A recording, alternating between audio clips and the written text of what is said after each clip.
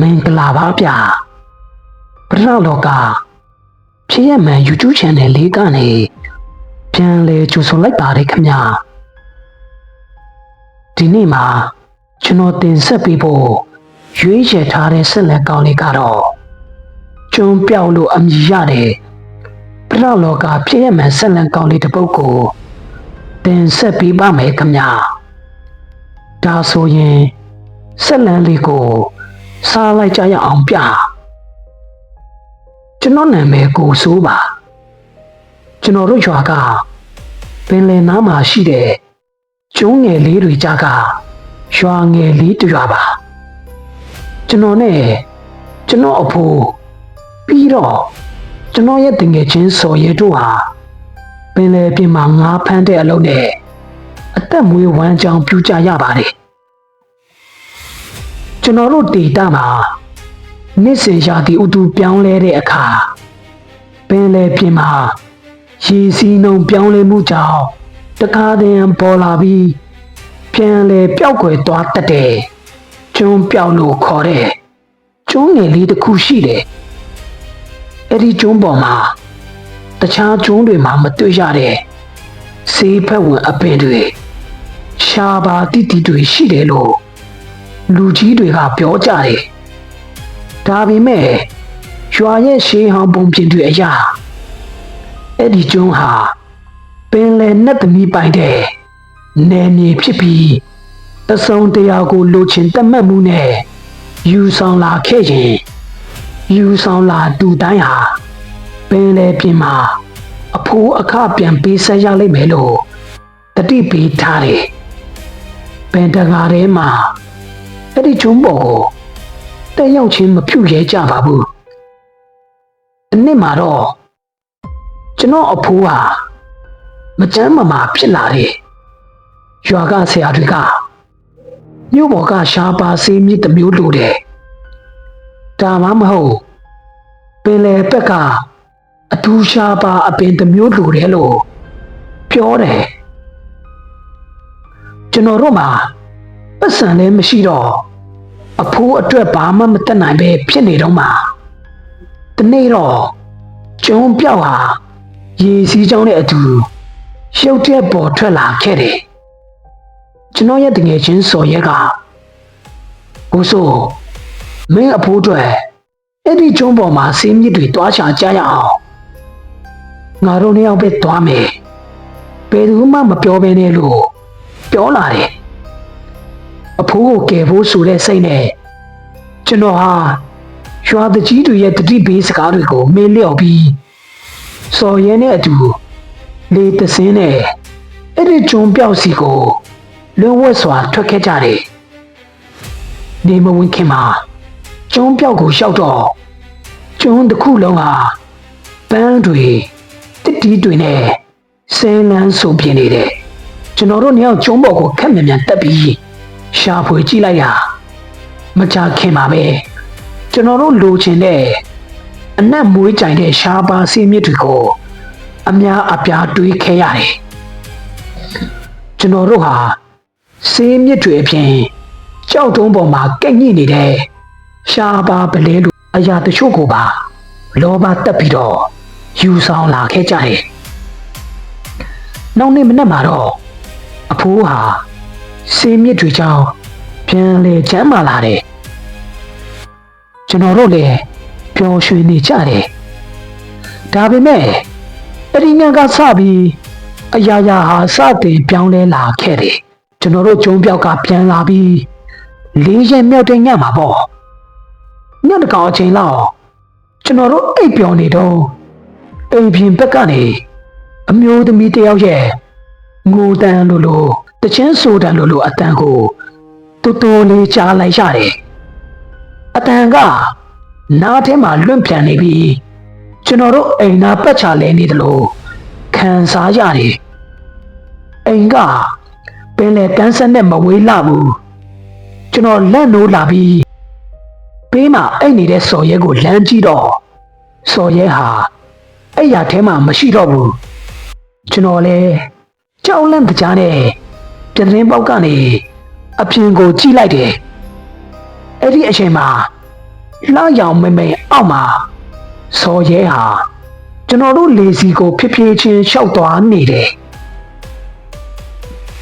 သူ့ရဲ့ရှည်လန်းတွေကနေကွေးနေပြီးဆက်ရုပ်လိုမျိုးမတိမတာလှုပ်ရှားနေတယ်သူကပင်လယ်ပြင်ကိုငေးကြည့်ပြီးလက်နှစ်ဖက်ကိုကမ်းနေတယ်သူနှုတ်ခမ်းကနေလဲတူတူလေးရေရွှတ်နေတဲ့စကားတန်ကိုကျွန်တော်အတိုင်းသားကြားလိုက်ရတယ်လာပြီ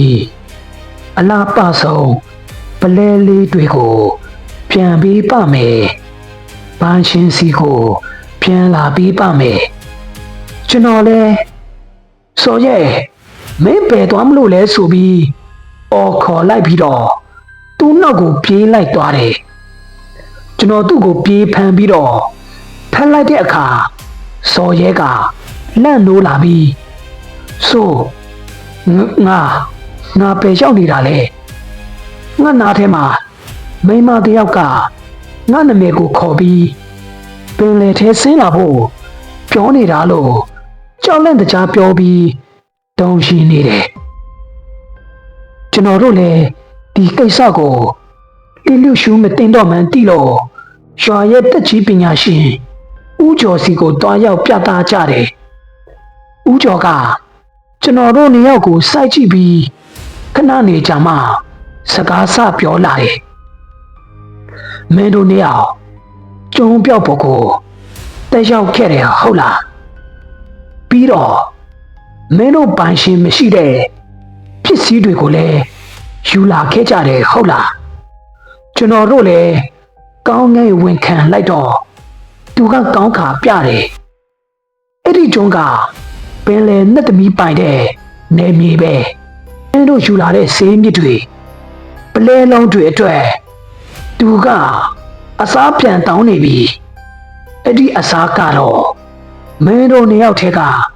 တယောက်ရဲ့အသက်ရှင်တန်နေတဲ့အစိတ်အပိုင်းပဲအတိညာနေမဝင်ခင်မှာမင်းတို့ချုံးပေါ်ကယူလာတဲ့ပစ္စည်းအားလုံးတွေကိုပြန်လဲပေးအပ်ပြီးအဲ့ဒီနေရာကနေအမြန်ဆုံးထွက်ပြေးကြတော့လို့ဦးကျော်ကပြောပါတယ်ကျွန်တော်တို့လည်းဦးကျော်ရဲ့စကားကိုနားထောင်ပြီးအသက်ကိုလူထွက်ပြေးဖို့ဆုံးဖြတ်လိုက်တယ်ယူလာခဲ့တဲ့ဈေးမြစ်တွေပလဲလုံးအားလုံးကိုလေပေါ်ပြန်တင်ပြီးအမြန်ဆုံးကျုံပြောက်စီကိုနေမဝင်ခင်မှာပြန်ထွက်ခဲ့ကြတယ်ကျုံပြောက်နာလျှောက်တော့ရေပြင်ဟာအရင်လုံးငြိမ်သက်မနေတော့ဘူးလိုင်းတွေကကြီးမားလာပြီးပင်လယ်လေကလည်းအေးဆက်နေတယ်ကျွန်တော်နဲ့စော်ရဲဟာအလင်းအမြန်ကျုံပေါ်ကိုတက်ပြီးယူလာတဲ့ပစ္စည်းအားလုံးကိုအရင်ယူခဲ့တဲ့နေရာမှာပြန်ထားလိုက်ကြတယ်ပြီးတာနဲ့လေပေါ်ကိုပြန်ပြေးဆင်းဖို့ကြိုးစားခဲ့ကြတယ်ကျွန်တော်လေကျိုးကိုဖြေနေတော့မှပဲစော်ရဲကလေပေါ်မှာရှက်နေခဲ့တယ်အဲ့ဒီအချိန်မှာပင်လယ်ပြင်တစ်ခုလုံးရှုပ်တရက်တိတ်ဆိတ်သွားခဲ့တယ်ရေပြင်ပေါ်မှာပန်းရောင်အလင်းတန်းတစ်ခုကဝဲကနေထိုးထွက်လာပြီးစော်ရဲရဲ့ခန္ဓာကိုယ်ကိုဖုံးလွှမ်းသွားခဲ့တယ်မင်းပလဲတွေပြန်ပြီးပြီမဲ့မင်းရဲ့လောဘစိတ်ကိုယူဆောင်လာခဲ့တယ်အဲ့ဒီအတွက်ပင်လယ်နဲ့တမီကအစားတစ်ခုပြန်တောင်းမယ်ဆိုတဲ့မိမတန်လို့ပင်လယ်ပြင်ကနေအကွဲစွာထွက်ပေါ်လာတယ်ကျွန်တော်စော်ရဲကိုလမ်းကြည့်လိုက်တော့စော်ရဲကအသက်ရှူတမ်းမရှိပဲရေပြင်ကိုငေးကြည့်နေတယ်သူကကျွန်တော်ဘက်ကိုလှည့်လာပြီးဆိုငါသွားလိုက်တော့မယ်ငါအဖိုးအတွက်ဆေးမြစ်တွေရခဲ့တာငါကြည်နဲ့ပါတယ်လို့ပြောပြီးတာနဲ့သူ့ရဲ့မျက်လုံးအိမ်ထဲကမျက်လုံးနှလုံးဟာရှုပ်ထက်ပွင့်အံထွက်လာပြီးလှပတဲ့ပလဲလုံးနှလုံးအဖြစ်ပြောင်းလဲသွားကပင်လယ်ထဲကိုကျသွားတော့တယ်စော်ရဲရဲ့မျက်လုံးမရှိတော့တဲ့မျက်နှာနဲ့ရှည်ထဲကိုပြန်လဲငုတ်ကြည့်ပြီးကျွန်တော်ကိုယူသွားပါတော့လို့ရှည်ရွှရင်ပင်လယ်ပြင်ထဲကိုတိုင်ပင်ထိုးချလိုက်တယ်ပင်လယ်လိုင်းလုံးကြီးတစ်ခုဟာလေကိုရိုက်ခိုက်လိုက်ပြီးကျွန်တော်ဘာမှမမြင်လိုက်ရခင်ပါပဲစော်ရဲဟာပင်လယ်ပြင်နှက်ထဲကို နှင်းမြုပ်ပျောက်ကွယ်သွားခဲ့တယ်အဲ့ဒီနောက်ပိုင်းမှာကျွန်းပြောက်ဟာလည်းပင်လယ်ပြင်ထဲကနေအပီးအပိုင်ပျောက်ကွယ်သွားခဲ့တယ်ကျွန်တော်တို့ရွာကလူတွေကတော့စော်ရဲဟာကျွန်းပြောက်ကိုသွားခြင်းရေနစ်တေဆုံးသွားတယ်လို့ပြောကြတယ်ကျွန်တော်တယောက်တည်းကြံခဲ့ပြီးဘယ်တော့မှပင်လယ်ပြင်ကိုငါဖန်ထွက်ဖို့မဝင့်ရဲတော့ပါဘူးဒါပေမဲ့လာပညာတွေရောက်တဲ့အခါပင်လယ်ကမ်းဆက်မှာမတ်တက်ချက်နေရင်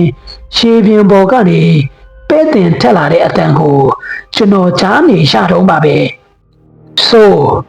မင်းယူလာခဲ့တဲ့လောဘစိတ်နဲ့မင်းရဲရင်မှုတွေကိုငါလိုချင်သေးတယ်မင်းပင်လေထဲဆင်းလာခဲ့ပါ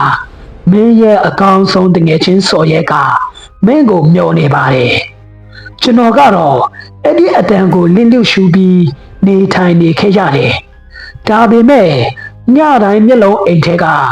မျက်လုံးနှလုံးပလဲလို့အစားထိုးခံရမယ်အိမ်မက်ဆိုးတွေဟာကျွန်တော်ကိုရှောက်လန့်နေဆဲပါပဲဟုတ်ကဲ့အားလုံးပဲမင်္ဂလာပါဗျာကျွန်တော်ကတော့ဒီဆက်လန်းလေးကိုရှေးသားတင်ဆက်သူတက်အောင်ဆင်ပဲဖြစ်ပါတယ်ခင်ဗျာကျွန်တော်ရဲ့တင်ဆက်ပုံကစိတ်ဝင်စားစရာမကောင်းပေမဲ့အဆုံးထိလိုက်ပါကြည့်ရှုနားဆင်ပေးကြလို့အားလုံးကိုကျေးဇူးအထူးပဲတင်ရှိပါတယ်ဗျာတကယ်လို့ဒီဆက်လန်းလေးကိုကြိုက်နေတက်ခဲ့မယ်ဆိုရင်ကျွန်တော်ရဲ့ channel လေးကိုလည်း like and subscribe လေးနဲ့အသစ်တင်တိုင်းသိရဖို့ပေးနာက notification လေးကိုနှိပ်ပြီးအားပေးသွားဖို့တောင်းဆိုချင်ပါတယ်ခင်ဗျာနောက်ဗီဒီယိုတွေမှာလည်းပြန်လည်ဆုံတွေ့ချင်ပါတယ်ဗျာ